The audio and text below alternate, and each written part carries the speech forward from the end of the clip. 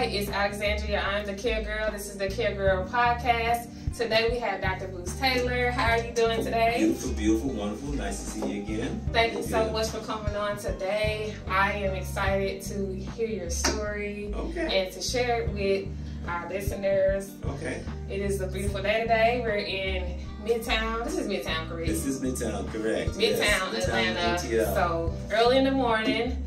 So I just want you to introduce yourself and tell us how you got on the journey of becoming MD. Got you. Wow. There's a lot to, I guess. In a nutshell. Yeah, I'll give you the bullet points. Briefly, I'm from San Francisco, California. Raised there. Lived in New York for a couple of years. Went into the military. Actually. Okay, I saw that. I saw that on your wall. I said, okay, military. Yeah, okay. I was in the Special Forces, known maybe to some of your audience members as the Green Berets. So I was on the A-team. Beautiful stuff, jumping out of airplanes and things like that. So after that 4-year tour, I went to college in New York. And then medical school was also there at Albert Einstein College of Medicine. Got into working with obstetrical patients for residency, also in New York City. Did a fellowship in San Francisco back home where I did fetal surgery. It's called maternal fetal medicine, perinatology, all fine procedures. Yes. Operating on the unborn, taking care of mothers who had some certain risk conditions. Wow. So I was able to do that for a good while. And then fast forward, came to Atlanta about 20 years ago and was still doing that work, teaching, taking care of patients. And then within the past maybe 3 years or so, because of my skill sets, I was able to pivot into pain management. Yes. Mainly because I was also teaching ultrasound. I wrote articles about ultrasound. I did an ultrasound fellowship. So I can take that technology and transition it into actually managing patients who were in pain, such as giving injections and things like that. Yes. So I did walk through the clinic, and it's set up pretty nicely. How did you pivot to pain management? From working with babies to working with people who are in pain. Right. Well, and I thought about that myself, but the key, I guess, factor is that when you're dealing with people who are having high-risk pregnancies, there's a heightened anxiety and sensitivity to what can potentially happen versus what cannot, and what are the options. Yeah. And so in those relationships, unborn child, family, mother, you spend a lot of time talking about choices. Yeah. And what's the recommendation, and or what could be the potential good or bad that can come of a certain choice. So the ability to, I call it shared decision making, by the way, and I actually wrote a book about it. The ability to share the information about what the choices are, for me, transitioned well into doing pain management, because oftentimes I'm seeing patients who aren't getting any solutions to their pain.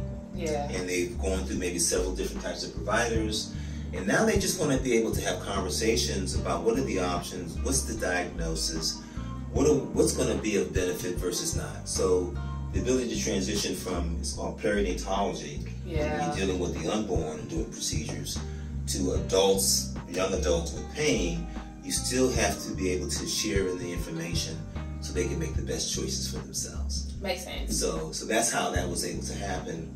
And for me, it's been, very rewarding. Yeah. So predominantly, do you work with people in personal injury, or is it a little bit of this, a little bit of that? It's about, I would say about maybe 80% or so is for personal injury patients, and that's how I get them to come across my radar, to be honest. Because once we resolve the personal injury process, I call it, they still may have some other elements that are still bothersome for them. Yeah. The personal injury may have dealt with back pain, but they've always had maybe like a foot injury. Yeah. So now what do I do? So the ability to see those patients and to continue their care long term is what the pain management piece is about. Yeah. So, I've been in a few accidents, I would say. I'm blessed to not have any pain, long-term pain that I can think of. Definitely deal with a little bit of headaches here or there. My mom, she deals with more of the back pain. She has to get those injections and things of that nature. So you do more of a maintenance for pain, basically, versus the surgical route. Right, correct. And to use your mom as an example, say a patient who does have back pain, they may qualify for getting maybe 2 or 3 injections a year to help resolve that. Not to keep doing it all the time, but to help their body heal somewhat. There's different types of treatment also. To use back pain as an example, there's something called platelet-rich plasma. Where you draw the person's blood, you spin it in a centrifuge, you separate certain components, and you get a platelet-free plasma portion of that. And if you can put that back into the area where there is pain or injury, you can help the body regenerate. Yeah. So they may just need one treatment for that. Yeah. So it's taking that patient and saying, okay, now that you have this pain, what's the best way to approach that? And we try to use like an integrative, holistic approach. Sometimes we'll just have like patients use CBD. Yeah. We'll do massage. We'll also recommend chiropractic care. So someone to walk down the road with them while they're making the choices. Yeah. That shared decision-making component again. So that makes sense. Yeah. That makes sense. Because you know, I do have an in-home care business, and we take care of people who after injury. And I do see people who have the real pain. Right. And then you have people who don't have. I would say don't have the real pain, but sometimes they just don't have the right interventions, and sometimes it is a little bit prolonged. Right. So after accident, do you think people should immediately go into surgery, a surgery option, or should they try to do an intervention like yours first, or it just depends on what the injury is? Basically depends, but the short answer is that about 95% of people can approach it conservatively without going into surgery. I've had a couple patients who they had an accident, and by the time they get to me, they were told they needed surgery, but then I asked them, have these treatments been offered to you? Did you do this yet? Do you do physical therapy, chiropractic care? Do you do conservative management? And then the things that we're able to share with the patient and have them make choices about 99% of them don't need surgery. Yeah. Because they've done some things, one, to be part of the process, and two, they got treatments that actually work. So we'll do like corticosteroid injections into a joint or into the spine to help resolve a pain issue, so you don't need to go to surgery. The challenge with surgery is that once you commit to that, it could be like being on a treadmill. Yeah. I say this often, the most common cause for back surgery is back surgery.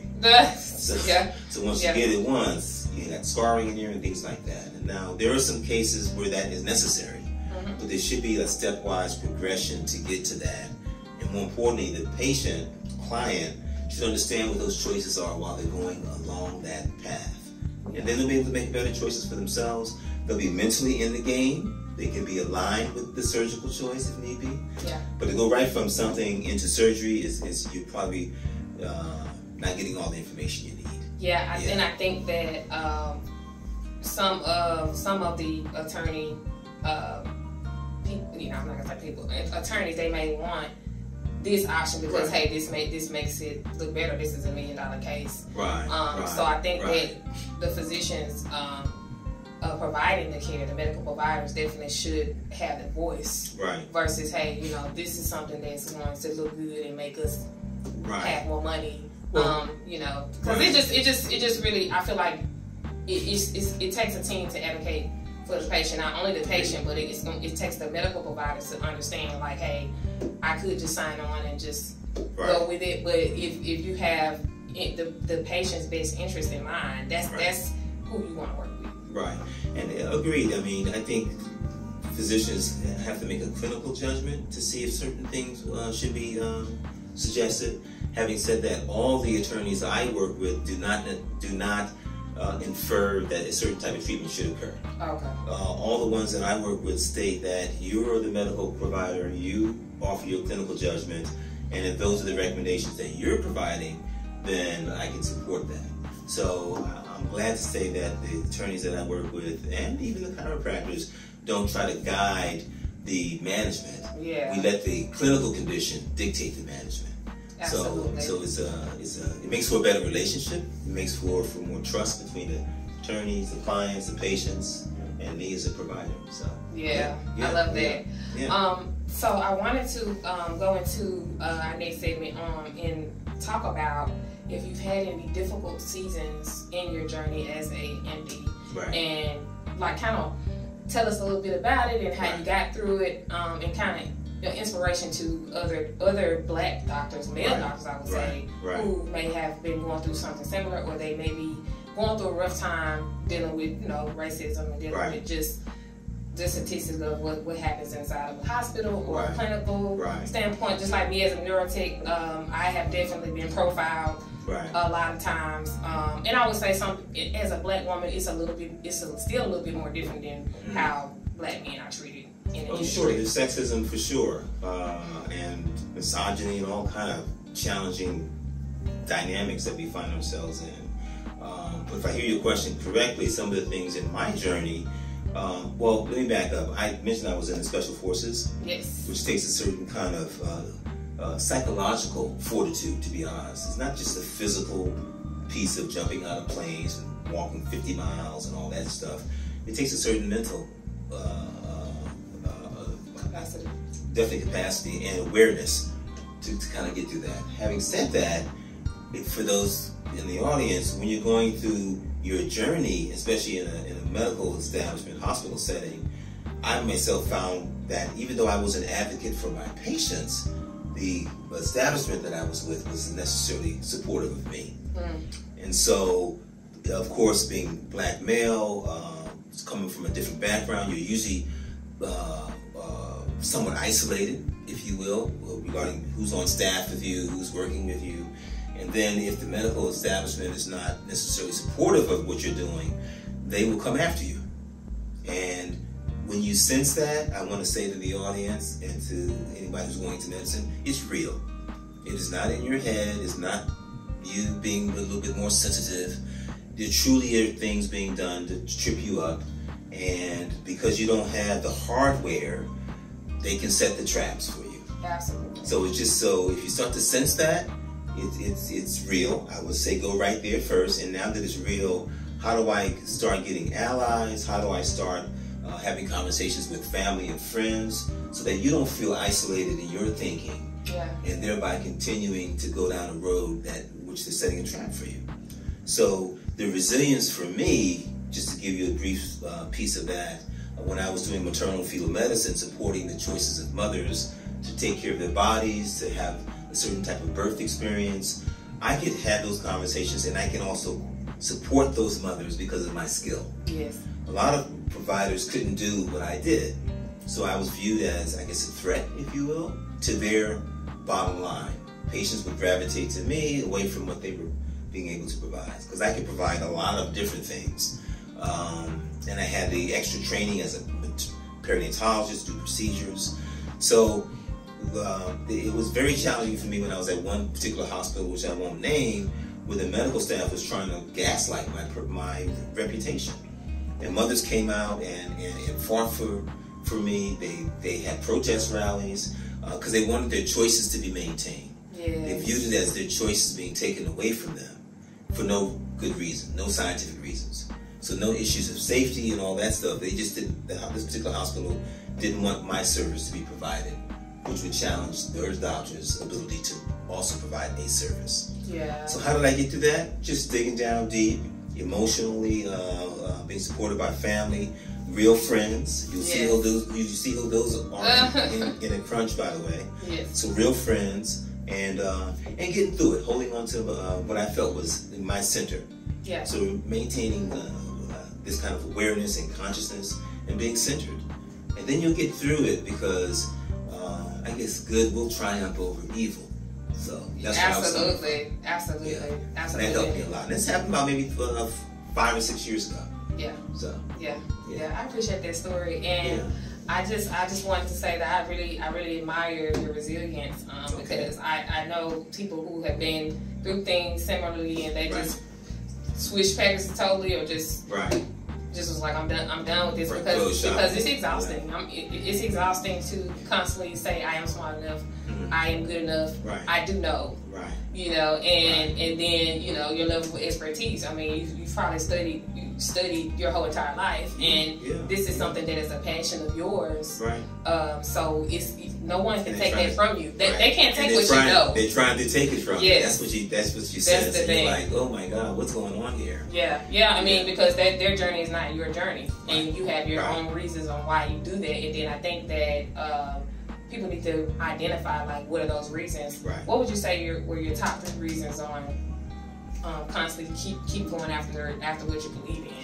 I just got a lot of it from my patients who were coming to me from far and near, a couple states away. In fact, they come from the Carolinas, Florida, Texas. They were traveling here. Yeah, traveling here to get the service that I was providing. But they were sharing a similar story, that where they were, no one was listening to them. No one was able to provide the choices that they felt were right for them. A lot of what I was doing was supported by science and clinical evidence, but the patients weren't getting that information or those options where they were. So what helped me get through this challenging period was actually the patients, because they reaffirmed to me that what I was doing was the right thing. Yeah. So hearing their voices saying, okay, this is right, I studied this, I can do this, and we're doing it. And hundreds of, if not thousands of beautiful stories come out of those patient relationships. Yeah. So that was one significant component. The other was, I had certain allies in my field who would say, Brad, you're doing the right thing. Boots, keep going. Boots, we love you. So it was nice to get that acknowledgement from some of my colleagues. Not all of them, but just a few key people. And then, of course, family. My better half, my wife, was behind me 100%. My kids, family, my extended family, like, what are they trying to do to you? You're the best one, So it's nice to get those words of encouragement from them, and I know they have a bias, but those 3 components made it work for me, to be honest. Yeah. Now, mind you, there were some very kind of like challenging times and dark days, but I could always see getting to the other side. Yeah. Things didn't close in on me totally to where I would give up on that process. So yeah, that's good. Yeah. That's amazing. Sure. That's amazing. Yeah. Well, how can the people find you? Are you on any social media, LinkedIn, all that good stuff? Well, LinkedIn. That's the one that's my go-to. It's easier to add things to that, if you will. But I'm here in Midtown Atlanta on Boulevard, in the 4th Ward near Pone City Market. We're across from Atlanta Medical Center, which is a facility that no longer is operating, but there's a lot of professional buildings around the medical center that are still open. Doctor's offices are here. My contact information, the address is 285 Boulevard, Suite 345A, Atlanta, Georgia 30312. And of course, you can call the office or go to our website, lifebalancepaincare.com, or call the office at 404-618-6825.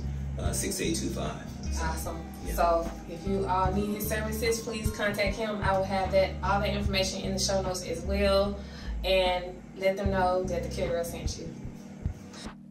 Make sure you like, follow, and subscribe, and go over to our YouTube to see more of the Care Girl podcast and experience. Stay well.